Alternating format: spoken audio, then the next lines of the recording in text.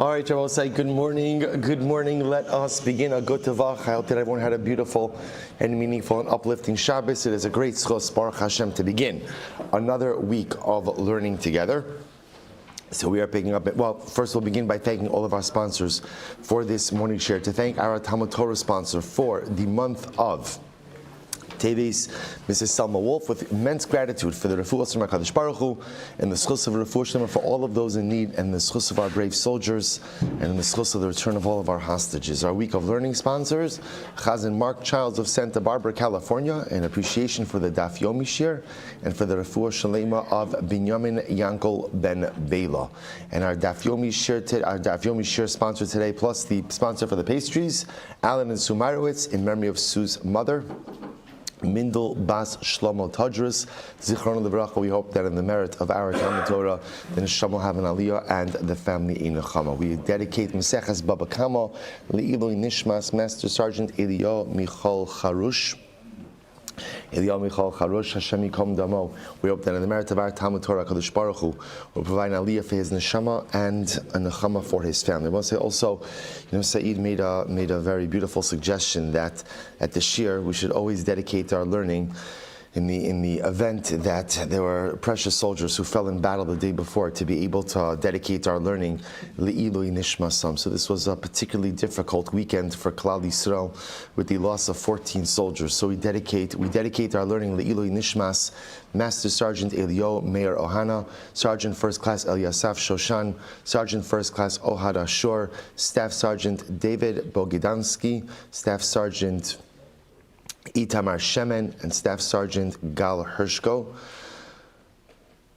Staff Sergeant Nir Fa'al Kananian, Staff Sergeant Birho Kasi, Major Shai Terman, Sergeant Major Alexander Spitz, and Captain Oshri Moshe Butzak. We hope that in the merit of our Talmud Torah and their Mesiras Nefesh, the Neshama should have an aliyah on their families in Nechama. With that, let us begin. Today's daf is Nun Beis 52, and we have. Let's say, I just mentioned, sometimes like when we hear this and we dedicate Le'iloi Nishmas, our precious soldiers, like it's such a overwhelming feeling of sadness, and it is an overwhelming feeling of sadness. It is the Karbanos Klal Yisrael. But remember, when we remember Jews who have given their lives al Kiddush Hashem, and Jews who have died defending Am Yisrael and Eretz Yisrael, which you have to hear over and over in your heart and in your ears and in your soul, is Va'amar lach b'damayich chayi, Va'amar lach b'damayich chayi.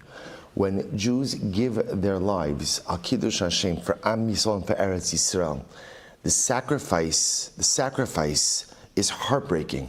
But the sacrifice paves the way for the individual and collective continued life of Klal Yisrael. So when we hear this, the reaction shouldn't just be one of sadness. The reaction is, if there are Jews who gave their life over Shabbos for Am Yisrael, for us, it should push us to lead more impactful lives. If we remain the same after their ultimate sacrifice, then that's a sacrifice in vain.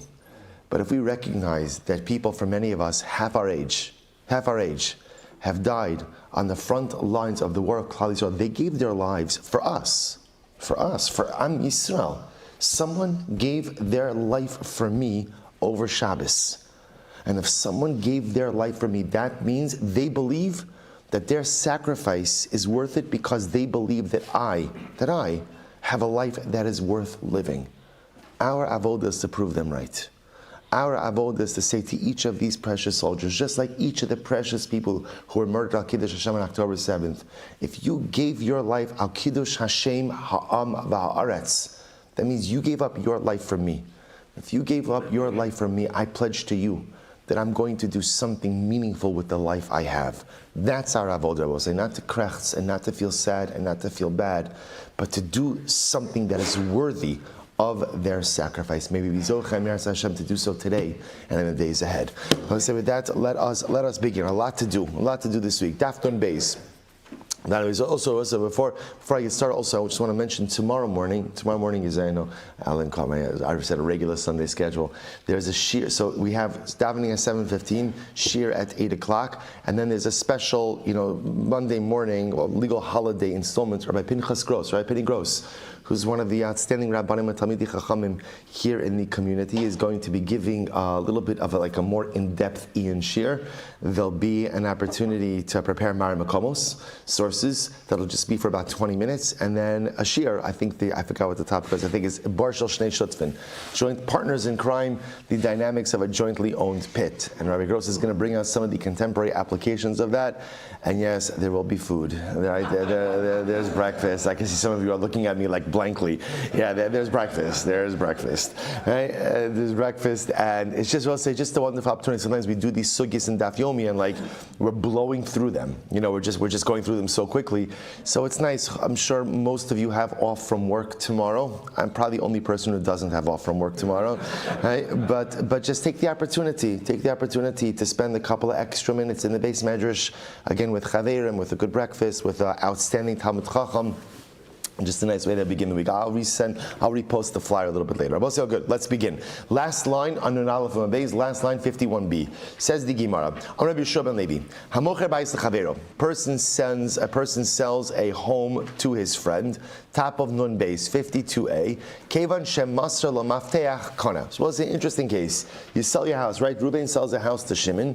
Once Reuven goes ahead and hands over the key, ultimately again Shimon has acquired the property.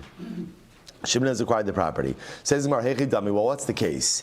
Now, we'll say, Bepashtas, handing over a key is not a form of kinyan. Remember, again, in halacha, in order to convey ownership from one person to another, or I should say differently, in order to convey ownership of an object, there has to be a mechanism of kinyan.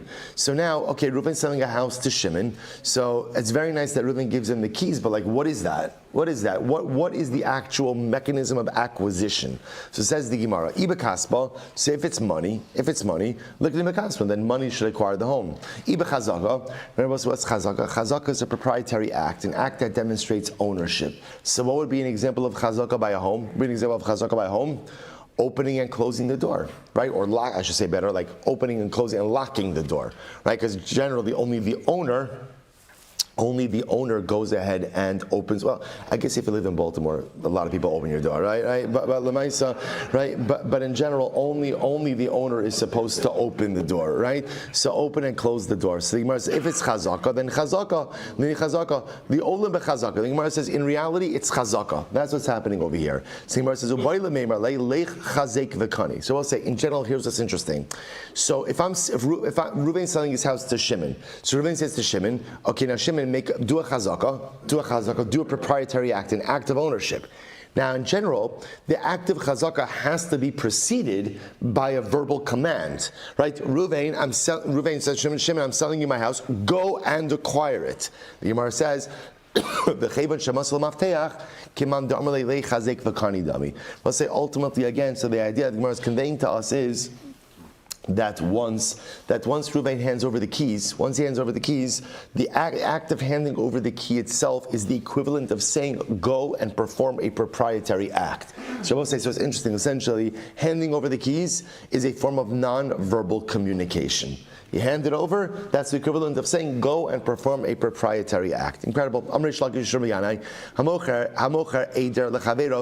say this is such a great Gemara. Somebody sells a flock. An eider is a flock of animals. Someone sells a flock of animals to his friend. So let's keep it right. Reuven is selling a flock to Shimon. Once Reuven hands over to Shimon the mashchuchis, okay, so once he hands over, we don't know what a mashchuchis is. We'll say, all that I know mashchuch is, what word is in mashchuchis? Mashach, right? To go ahead and to pull. Right, to go ahead and to pull. So, okay, but we don't know what a mashchuchis is. So once he hands him over the mashchuchis, kana, Shimon acquires it. The Gemara says, okay, well, what's the case? Hechi dami, even meshicha, like meshicha, and I both say it's livestock. So if you're talking about livestock, so if you're talking about meshicha, I both say, what's meshicha? Meshicha is the act of pulling the animal close to you. Now remember, meshicha doesn't necessarily require a physical pulling of the animal, right? Remember, korela v'hiba. If you call out to the animal, right, here goat, and the goat comes to you, so lemaisa again, That's also called Mashicha. So if you're acquiring it with Mashicha, then let it be acquired Mashicha. Even Mesira, Rabbi say, what's Mesira? Mesira is actually handing over of the animal, either handing over of the reins, handing over, taking hold of the mane of the animal. So if it's Mesira, Mesira. We're talking about over here with Mashicha. That's what's happening. Gemara says, Ubayla meimarle lech meshoch v'kani. They both say, so it's interesting that in all of these cases, the common denominator is even with Mashicha, the owner of the animal has to say to the purchaser, go and do Mashicha. In other words, as the purchaser, you don't have the right to do Mashicha until you are green-lighted by the owner. And therefore the Gemara says, and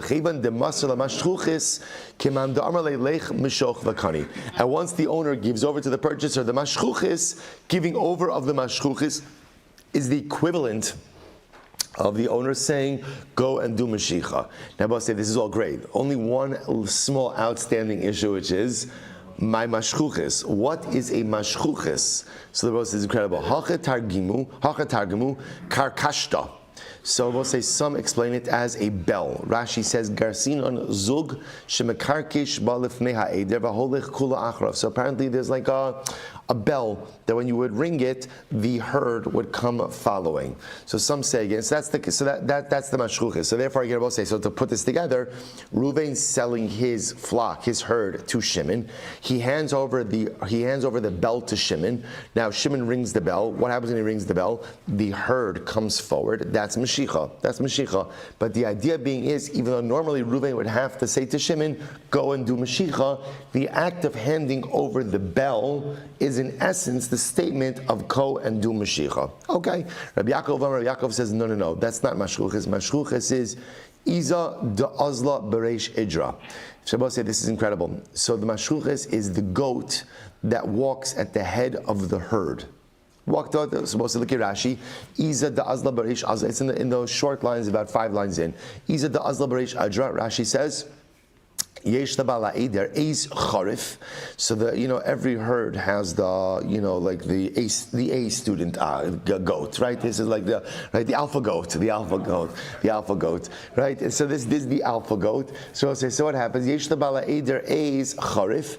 V'derech ha'izim lahalik barosh va'eder holich hareim. And what happens, Rabbi? So what happens in the flock? What happens in the herd? One goat goes in the front, and everyone else follows him. So we'll say, so therefore again, Rabbi Yaakov posits that the mashchuchis is the goat that walks at the front. And we'll say, it's an incredible, so what do you see from here? It's the derech of goats to follow blindly.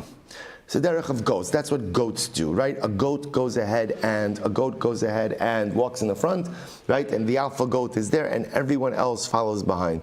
Now let's say whether we recognize this or not in life, so often we just end up following the goat that's in front of us. We do this socially, we do this lifestyle-wise, we do this in the chinuch of our children. Right? That whatever everyone around us is doing, that's what we do as well. Right? Whatever influences everyone else allows, that's what I allow. Whatever lifestyle needs everyone else has, that's what I have to have also. Okay, so just recognize if I do that, I'm living like a goat. That's what happens in the goat in the goat veld, right? In the goat world, one goat is in front, right? Whoever's the loudest goat, the flashiest goat, the coolest goat, right? He's in the front, right? Oh, goat, right? What's that? Greatest of all time, right? Goat, right? So the goat, right? The goat is in the front. The goat is in the front.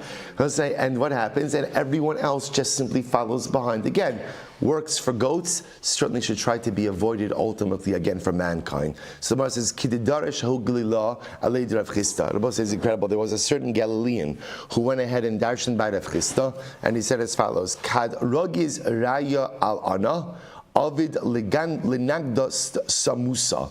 Both said is very profound. Literally translated, when the shepherd gets angry at the flock, he causes ultimately again the lead goat to become blind.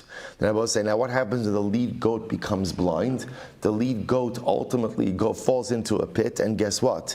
Everyone else follows him into the pit as well. Now it's a metaphor. The metaphor, of course, is the shepherd is the Ribono Shalom.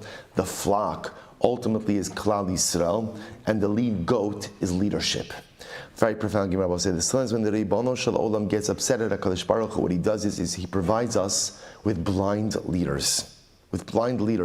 And so ultimately, again, unfortunately, we follow the blind leadership over into the abyss. Look at Rashi. Avid linagda samuso. Rashi says, La'is hamosheches menakir einel, v'nechsheles v'nofeles beboros, va'idr achareh kach, kishamakom nifra misonei Yisrael. Kadosh Baruch Hu gets upset at Klal Yisrael. Memana lahem parnosim she'enon mihuganim. He goes in and appoints over them leaders ultimately, again, who are unfit. And therefore, it turns out that unfortunately, the masses follow the leadership into the abyss. It's supposed to say, is an interesting yisod. In general, in Yiddishkeit, we do not believe in the infallibility of leaders. It's actually a very important yisod, right? Only other religions have this concept of infallibility. We do not possess that concept. That's the reason why the Torah Kedosha goes out of its way to point out the mistakes of our leaders, right? Why does the Torah go out of its way to point multiple times? Moshe Rabbeinu hit the rock. Okay, we got it. He hit the rock. One mistake, but it's stated over and over and over and over. Why?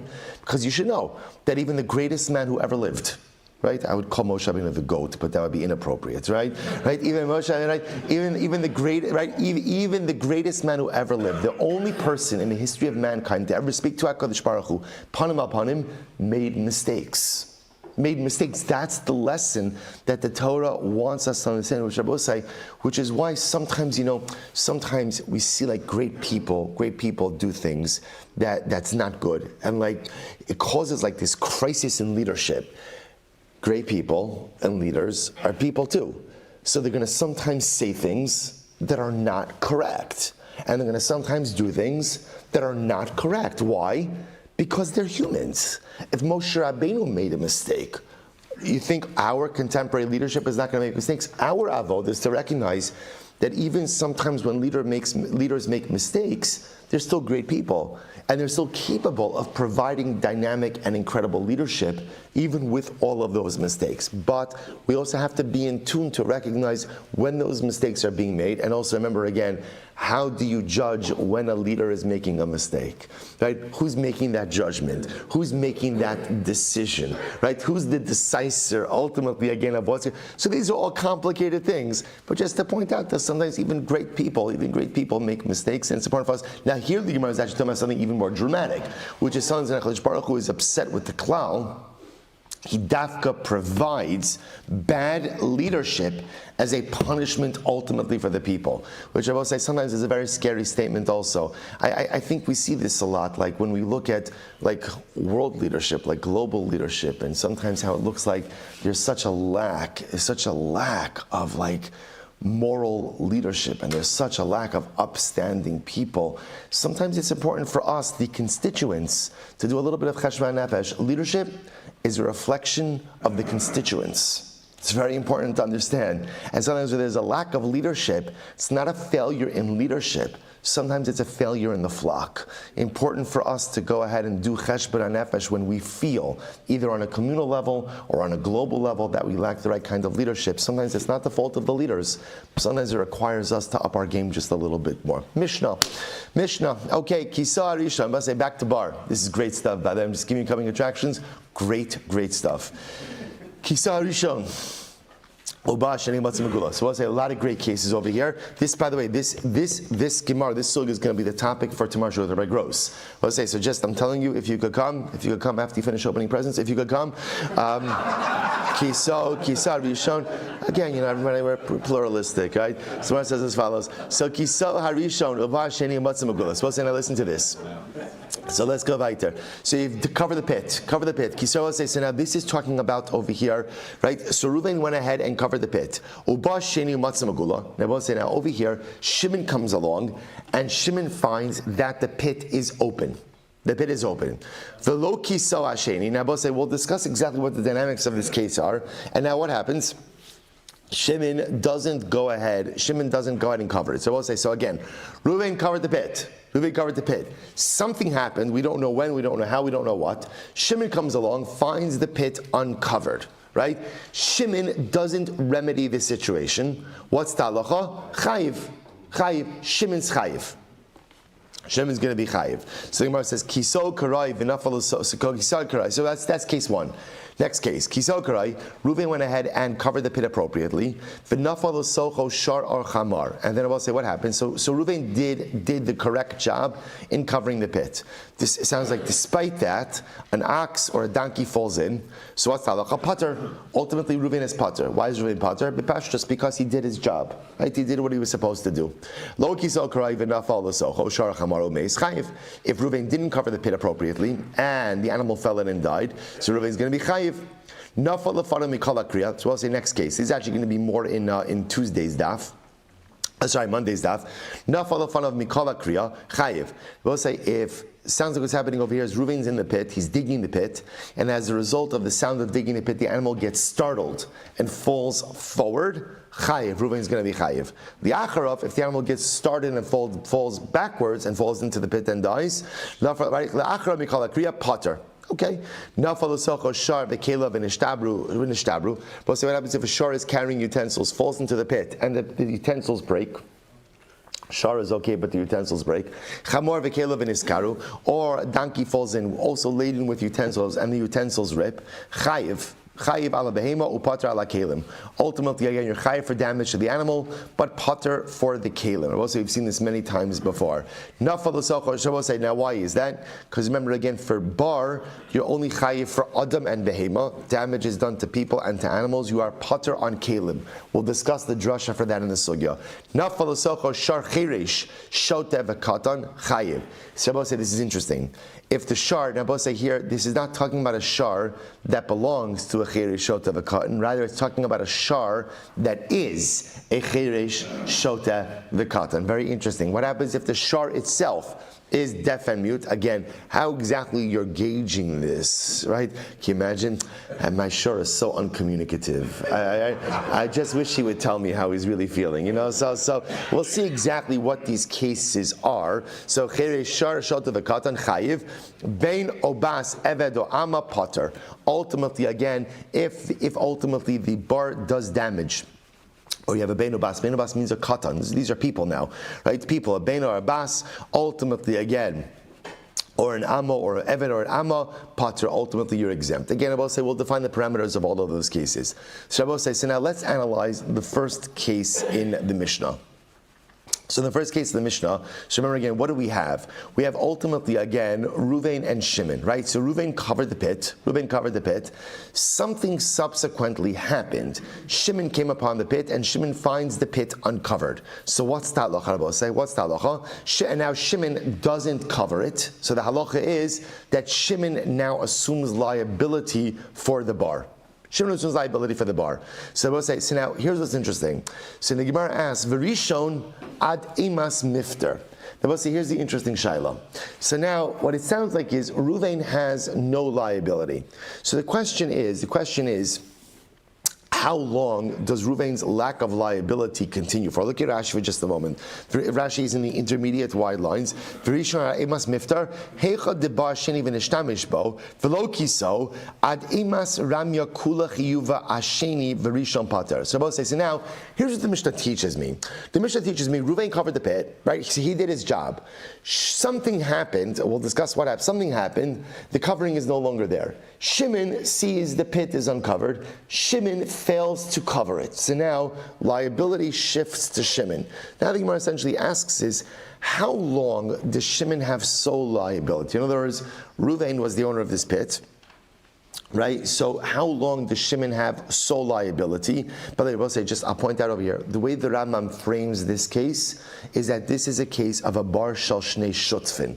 Again, we'll talk about this in greater depth. So that's how the Rambam understands this case. Reuven and Shimon own the pit jointly. They own the pit jointly. Reuven did the job and covered the pit. Shimon comes across it. It's uncovered. Shimon fails to cover it. So now the Mishnah tells me Shimon assumes complete liability. Now the Gemara asks, is there a point in time where Reuven shares in liability as well? So the Gemara says, we'll say very interesting. So the Gemara says, so Rav says, yeah, in other words, when enough time elapses that Reuven should find out about the uncovered pit, then he assumes liability. So we'll say, so again, whatever that amount of time is, right? Again, it's a bit amorphous and a bit ambiguous, but the point that the Gemara is making over here is there does come a certain point in time where Reuven once again begins to re-share in liability. When does that occur? Enough time elapses that he should know that the pit is uncovered. Shmuel says, "B'chtei shi'odi'uhu." Enough time goes by that someone goes ahead and lets him know that it's uncovered. Rabbi Yochanan Amar, "B'chtei shi'odi'uhu v'yiskar polim v'yichros arozim v'yichasenu." Rabbi Yochanan says, enough time elapses that Reuven finds out and he's able to hire workers and get the pit covered again. In other words, what Rabbi Yochanan is adding on over here is Reuven finding out is not enough. Is not enough, because remember, again, I will say, to go ahead and create a proper covering for a pit is an avoda, right? You have to hire workers, you have to have it measured, you have to do this. It's a contracting thing. So therefore, again, halacha l'maisa, it's not enough just for Reuven to know that it's uncovered, but Reuven has to have enough time to know that it's uncovered and have enough time to remedy the situation. So the Gemara goes right there. So the Gemara says, fine, it's good. So kiso karayv. So that's case one. So let's just talk about this just a second. So this is how the Rambam paskin. So listen to this Rambam. This is in Perek Yud Beis Hilchos Niskei Mammon. Perek Yud Beis Hilchos Niskei Mammon. Okay, fine. Halacha Zayin. So listen to this. Bar shel shnei shutvin. So you have a bar that belongs to two people, two partners. Vava rishon velo kiso. Right. So what? No. Sorry. Kiso harishon abba sheni mitzamagula. So here's the case. Reuven did his job. Right. He did his job. It's actually the middle of the halacha. He did his job. He covered the pit. So what happens? Now Shimon comes along and finds that the pit is no longer covered. Kiso Hasheni, right? Savalo Kiso Hasheni, Chayiv. And now Shimon doesn't do anything, Shimon's liable. Va'ad a Masai Yi Hasheni Levado Chayiv. Now remember again, this is a pit that belongs to partners. So the shaila is, for how long does Shimon retain sole liability? Here the Rambam paskins, Ad sheyeda harishon shabar magula ukede sheyiskar polim v'yichros arozim v'yichasenu. So Rabbi says that's talacha. So in other words, Shimon assumes full liability until Reuven finds out and has enough time to go ahead and hire workers and cover the pit. Once that amount of time elapses, then halacha l'maisa, liability then once again becomes what Rabbi say, shared liability. Because remember again, this is a pit owned both by Reuven and Shimon. Okay, so that's halacha. Fascinating case. Let's go weiter. Says the Gemara, so we'll say, now this is very interesting. In this case over here, next case in Mishnah, so remember, Reuven covered the pit appropriately. Now we'll say, this doesn't have to be a case of Shnei Shutzvin. This could just be a pit owned by one individual. So what happens? Reuven covered the pit, and what happens? A shor or a chamor falls in and dies. Reuven's patis. Gemara says, I don't understand. It doesn't make sense. Kevan de kisal karoi hechinafel. I don't understand. If you covered the pit correctly, then what? How did an animal fall in and die? Rabbi Yitzchak Bar Chana Amar Shehisli Misocho. Oh, we'll see. Here's what's interesting. The cover. What's the word? Not eroded. Rotted. Right. The cover got worms in it. Right. Pashas like a worm cover, termites. Right. And it eroded. It just eroded. It rotted, and that's how the animal fell in. Then I will say. Now, by the way, this raises a fascinating idea. So, what is the Mishnah essentially saying? There's a recognition that halacha l'maisa, you could do your best, but it doesn't mean that it's foolproof. So what the Mishnah is saying is like this: Reuven, if you did the appropriate job covering the pit, if something subsequently happened that the cover rotted and the animal fell in and died, you are exempt from liability. You did your part. Now, here's what's going to be interesting: is there a din of maintenance, right, on the cover of the pit? So that we're going to discuss. But bepashtos, what the Mishnah is teaching me is, I have a pit. I'm a responsible Jew. I try to be every day. I try to be a responsible Jew. I covered my pit. Right now, what ends up happening? A proper cover. It's right. It's proper. Now, what happens over time? It rots. An animal steps over it, falls in and dies. I am potter. So the Gemara says, Bailu. So we'll say, now watch this. This is some fascinating cases over here. Kiso lemishi yachal lamo lifnei shvarim, ve'yachal lamo lifnei gimolim. We'll say, watch this. So let's say again, I bought the pit cover, right, that is capable of withstanding the weight of oxen. but not of camels. Camels. No, not knockoff, not knockoff. I went to Home Depot. I bought the proper one, right? I bought the proper one because, again, we'll discuss why in just a moment. Just a moment. Watch this. So I bought the oxen cover, not the camel cover. Now what happens? So sure enough, camels come walking by. Now when the camels walked on, nothing happened to the camels except what? They damaged the cover. Now, as a result, what happens afterwards? The oxen walk by and they fall in and die. So we'll say, now what's the halacha? Mai. So the Gemara says, so what's the case? And I will say, so here's what's interesting over here, right? So technically speaking, so in other words, here, so what's fascinating about this case? What's fascinating about the case is, what died in the pit? An ox, right? Now, technically speaking, the cover that was on the pit was what? Was good enough for oxen, but it was damaged ultimately by the camels. So the Gemara says, okay, well, let's what's going on over here? So the Gemara says, Amri hechi dami, what's the case? So it's like, if I live in a place, if my pit is in a place where there are camels, then what? Stop being so cheap, right? If I live in a place where there's camels, buy the camel cover. Buy the camel cover. And failure to do so, ultimately, again, it's pshia, is negligence. And if I live in a place where there aren't camels, then Anusur says, so look, if I live in a place where there aren't camels, right, so I just bought the ox cover, right, and again, somehow camels wandered through, that's not my fault, right, that is not my fault. And therefore, when the camels weaken the cover, and the ox subsequently goes on the cover and falls through, I should not be chayiv for that. What's the case? I will say the case is, you're right, I live in a place, the pit is in a place where camels are not common, but sometimes they travel through. Sometimes they travel leprakim. So the Gemara says now, mi amrinon kevan da asil leprakim poshehu di baile la suke adaite o dilma kevan da hashta mihas leka onisu. So now here's the shaila.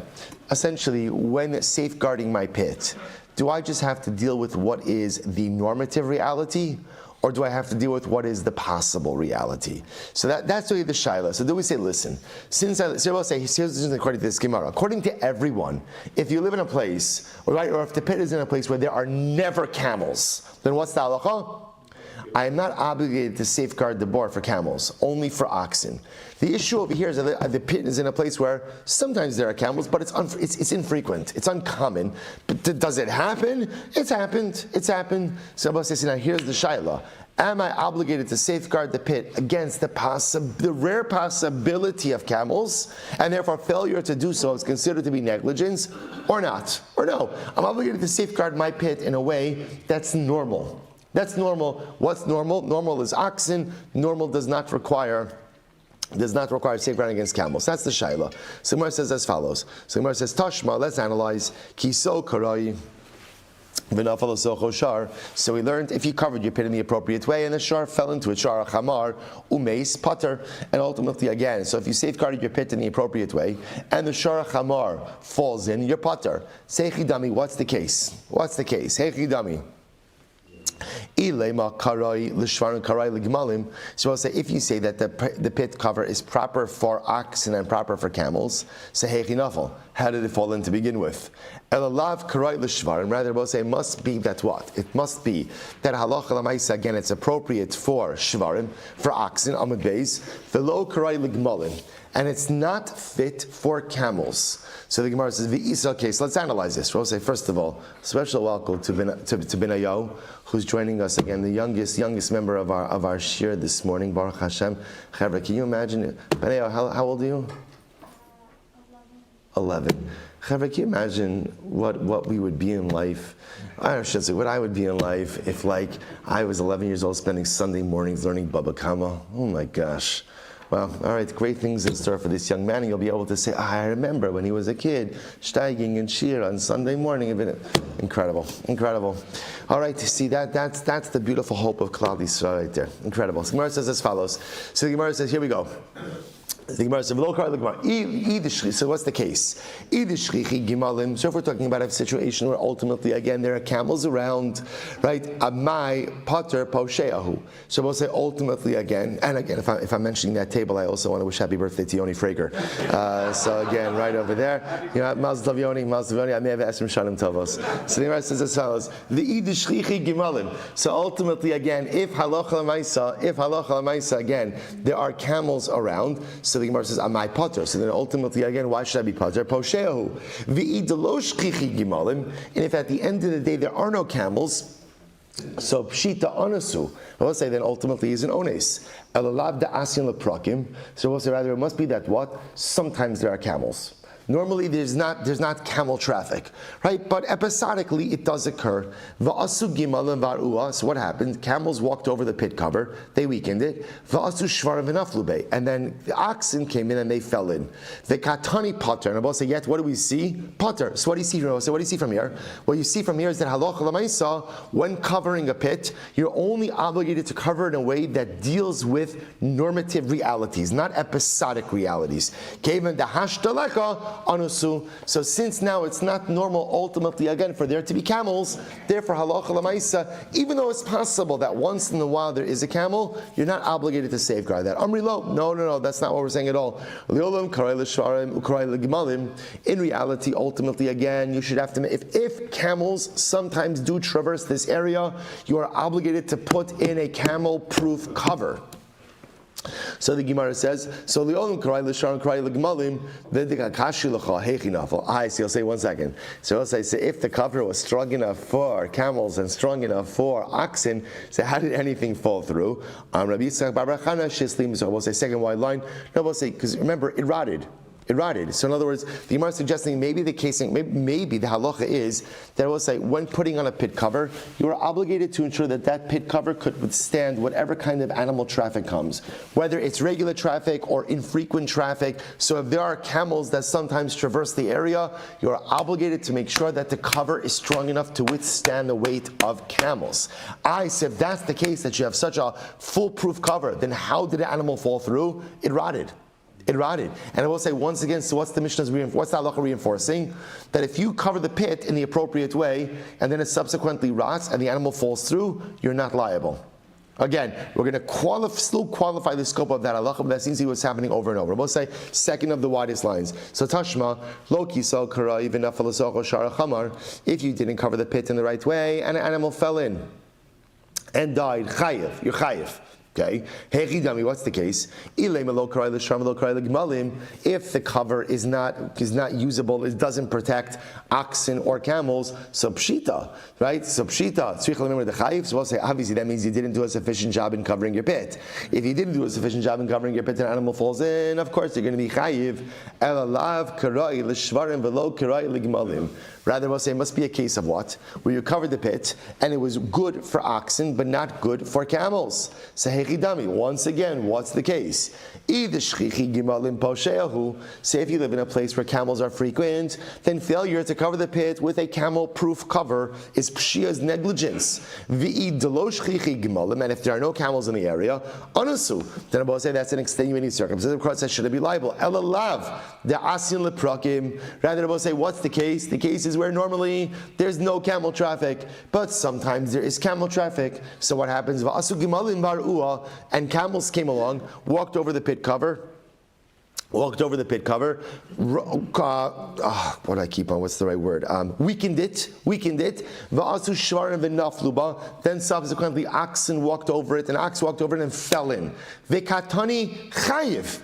And it says that she chayiv. So what do you see from here? Ama kevan da asin leprakim poshehu di boile asuki adaide. But say, what do you see from here? You see from here that halacha l'maisa, when there are camels in the area, even infrequently, when putting a cover on your pit, you must make sure it is strong enough to withstand the weight of camels. And failure to do so ultimately again makes you liable. Tush Gemara says no. Maybe the case ultimately is where it was a cover that was fit for oxen, not fit for camels. And you'll say that there are camels around. They'll say, well, if that's the case, that there is camel traffic, and your cover is only strong enough for ox and not for camels, and then it will say, so you're a posher, you're negligent. To which the Gemara says, Aidi di nasiv reisha kiso karai, nasiv seifa nami lo kiso karai. Shabbos the Gemara answers, you're right, it's a case of Pshia, but ultimately, again, the Mishnah is just using symmetrical lashon. Ikadami, others say, Ha nami vaday lo ibaylan. This is not really a question. Why? Dechevan de'asan leprakim poshehu. We'll say, if you have camels that come, leprakim, at intervals, in other words, that it's not uncommon for there to be camel traffic, then you have an obligation to safeguard your pit with a camel-proof cover. And failure to do so is Pshia, negligence. So the Gemara says, Di'ibay le'asuki adaite. Ki bailan, what's the kasha? So ki bailan, hachiu di bailan. Here we go. Kiso kisu shiyachol la'amo b'fnei shvarim, ve'ino yachol la'amo b'fnei gimalin. Ushchichi gimalin. Now we'll say, now watch this case. This is great. So here's the question. So we'll say, so again, here's what everyone seems to agree with. Halacha l'maisa, right? If you have a situation where, in the area where you are, it's right. It is common to have oxen, and again, and it's common to have, or even if it's not so common, but it happens that there are camels. You're obligated to safeguard your pit in a way that is not just ox-proof, but is camel-proof. Okay? So what's our question? We'll say, watch this. So we'll say, now what happened? You went ahead, so here's the case in question. I covered my pit with a cover that is capable of withstanding the weight of oxen, not capable of withstanding the weight of camels. And I live in a place where there are camels. Now we'll say, right off the bat, what would you say? Poshea. Now watch this. Watch this little knech over here. V'esliya misocho. Now we'll say, now what ended up happening? The cover rotted. So mahu. So we'll say, so now what ends up happening? An animal falls through. Now we'll say, now interesting. So okay, mahu. So what's the halacha? Mahu. So mahu. Good. So I will say, so now watch this for just a second. So now, what ends up happening, let me fill in the blanks in this case over here. What ends up happening over here is, the ox goes ahead and falls through and dies. Now, technically speaking, right, why did the ox fall through? Right? Because it rotted. But the truth is, and again, the rottage, is rottage a word? Right, like I said, the rottage goes ahead and cause the ox to fall through. Now here's what's interesting. Technically speaking, that ox could have also just as easily fallen through if a camel walked over it, weakened it, then the ox would have fallen through also. So what happens? So what's interesting over here in this case is you really have an unfit cover. Why is it unfit? Because I'm living in a place where there's camels and there's oxen. Yet the cover is only good for oxen, not camels. But at the end of the day, the reason the ox fell in is not because of the camels. It's because of the rottage. So I will say, so now the shaila is, what's the liability? Such a fascinating question. So the Gemara says, Mau, mi amrinan migu da hava posher etzel gimalim hava posher namilein asla. So then we say, listen, the way we look at this cover is you're a posher. And once you're negligent in one area, so therefore I will say, essentially what we make this is an unfit cover. And therefore again, any damage that occurs, you're going to be liable for. On the other hand, Dilma, lo amrinan migo. So we'll say, that's the shaila. Do we say migo now? Now remember, so what does migo mean?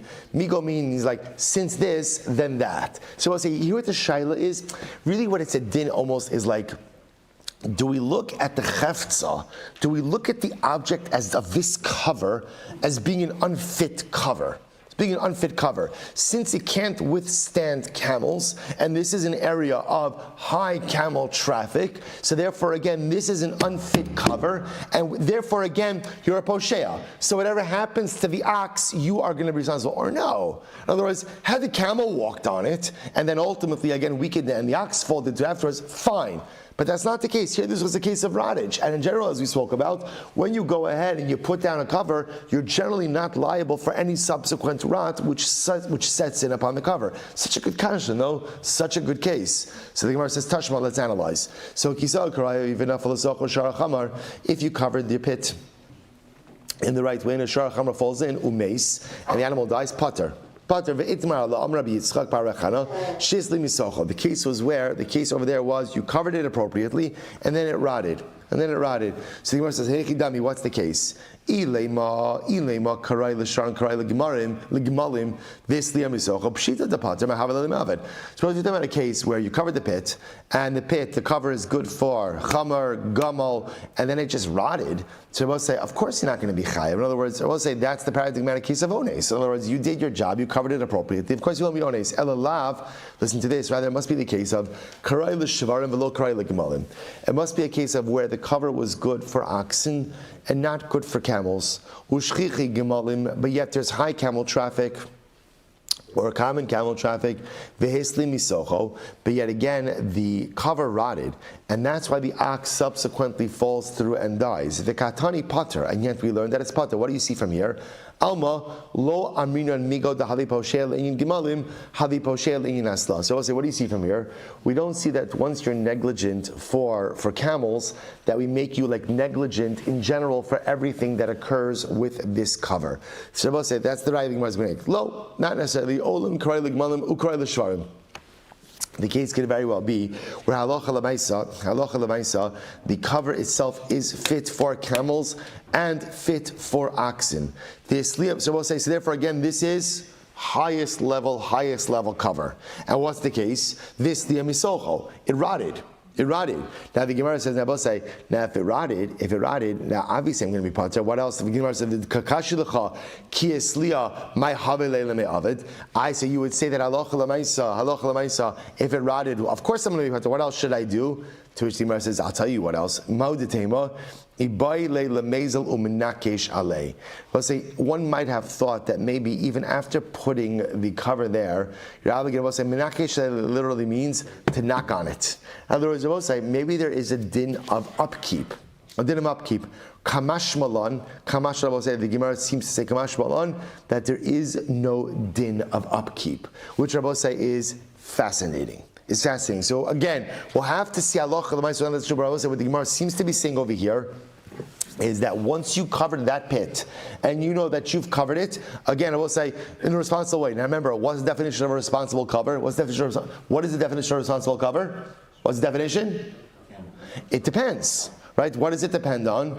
Right? What's the traffic in the area in which the pit is? Again, so this is very important. So remember again, the durability of the pit cover depends on the nature of, we'll call it livestock and pedestrian traffic along, that's where we're going to see all of this. But assuming you covered it in the responsible way, the Gemara seems to say over here that halacha l'maisa, there is no din of upkeep. Again, we'll see where that's halacha l'maisa. Let's go a little bit back there, a few more minutes. Tashma, lo kisa karai vena falasoko shara chamar. Suppose to listen to this. If you didn't cover the pit appropriately and a shar or a chamar falls in, umeis and it dies, chayiv. Yechayiv. Hechidami, what's the case? Ilema de lo karai l'shar v'lo karai l'gimalim. Tzricha l'memer de chayiv. So we'll say, if you tell me you covered it in a way that wasn't good for oxen or for donkeys, for camels or for oxen, then we'll say, then obviously you're going to be chayiv. You're poshea. Rather, Rabbi say, you're covering the pit in a way that is good for a shar, but not good for a camel. So let's analyze. Say if it's an area of high camel traffic, then you're negligent. And if it's an area where there aren't camels, anasu. Ultimately, again, it's extenuating circumstance. So what's going on over here? Rather, Rabbi talking about a case where what? It's an area where ultimately, again, there is high camel traffic, but I will say, but that's not why it broke. It broke ultimately because it rotted. V'katani chayiv, and yet it says you're chayiv. So we'll say, what do you see from here? Alma amrinon migo da havi posheh le'inyin gimalim havi posheh le'inyin hasla. So I will say, what do you see from here? You see from here that once you put on that pit a cover that is not appropriate for the livestock traffic that goes around, you're a posheah. you're negligent. And if something happens and an animal breaks through that, even if it's not a result of the direct type of pshia. So for example, in this case over here, your pshia, your negligence is that you didn't put on there a cover that's strong enough for camels. But actually what ends up happening is that the cover ends up rotting, you're still going to be chayiv. Amar lo, not necessarily olam, kirai l'shram lo kirai l'gmalim. Really the cover is good for oxen and not good for camels. Ushchichi gimalim, and again we're talking about a case where it's common to have camel traffic. Here we go. So camels walked on it, weakened the cover, and then subsequently again oxen walked on it and fell through. That obviously the kakashilacha pshita posheahu. So I said that's obviously everyone will agree that's a case of negligence. Tushmar says you're right. I did the nasiv reisha kiso karai nasiv seifa nami lo kiso. So we'll see, you're right, in achinami this case is obvious, but in order to maintain some level of mishnaic symmetry, we included it. Let's go back to Tashma. Nafal socho shar chiresh shota v'katan. So we'll say, so okay, let's just pause here for just a moment. Let's just pause here. So we'll say, so halacha l'maisa. What comes out from this interesting sugya is this idea that the nature of the cover has to be reflective of the livestock traffic that is traversing the area. So listen to this. So the Rambam Paskins, it's the same parak. In this game, Maman parak Yud Beis Halacha Dalid. The Rambam says as follows: Kisahu b'davar sheyachal lamo b'fnei shvarim, ve'eno yachal lamo b'fnei gimalim. Kisahu b'davar sheyachal lamo b'fnei shvarim, ve'eno yachal lamo b'fnei gimalim. V'halchu alav gimalim, v'nisro'eya v'halchu alav shvarim v'naflu bo. So we'll say, now watch this. So the Rambam frames the case like this: I covered my pit with a covering that is capable of maintaining the weight of oxen, right? And then what happens? But not of camels.